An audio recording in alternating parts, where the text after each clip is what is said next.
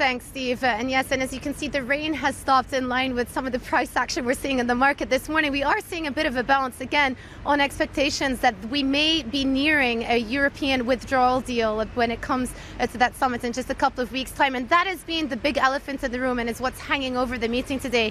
Many analysts have put out notes saying that the Bank of England are in a suspended animation mode, which means that they want to do something but can't quite do something unless we get more clarity on Brexit. And just to sum it up, what the Bank of England have said all along is that they are expecting the UK to enter into a transition deal come March, for that to last until end of 2020. So they're working on that assumption, and then afterwards they look at a variety of possible trading relationships the UK could have with the EU and go with the modal outcome there. That is what they said all along, and it will be interesting to see whether or not we get more color on whether their assessment of a no-deal Brexit has gone up recently, or whether or not things are looking pretty much unchanged versus where they were back in August.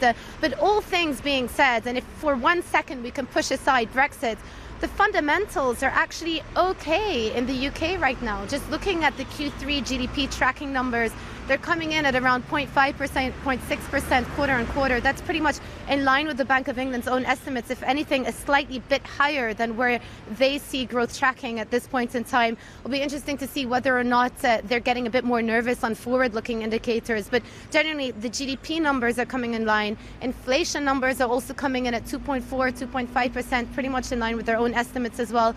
Wage growth, we just had the average wage growth ex bonuses come in at 3.1%, again ticking a little bit higher. So all of the ducks are aligned for them to turn a little bit more hawkish. And remember, this is a bank who has warned the market in the past, and they said, look, in order for us to get to our 2% inflation goal by 2021, we will need to hike 3 times, around 1 hike a year for the next couple of years. The market was very skeptical of that, and just if you look at where things were priced before the RAB comments yesterday, we didn't even have 1 hike priced in for all of 2019.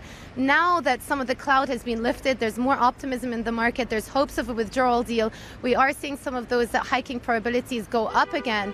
But the question for me today is how Carney is going to sound about the outlook of the economy, assuming a withdrawal deal that is agreed.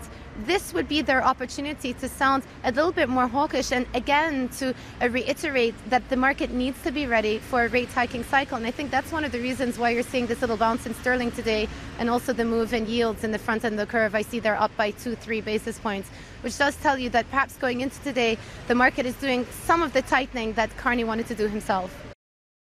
Hey everybody, it's Hadley Gamble from our new CNBC Middle East Bureau in Abu Dhabi. Thanks for stopping by. Now to watch more, you can try one of the videos that just popped up on your screen. And don't forget to subscribe.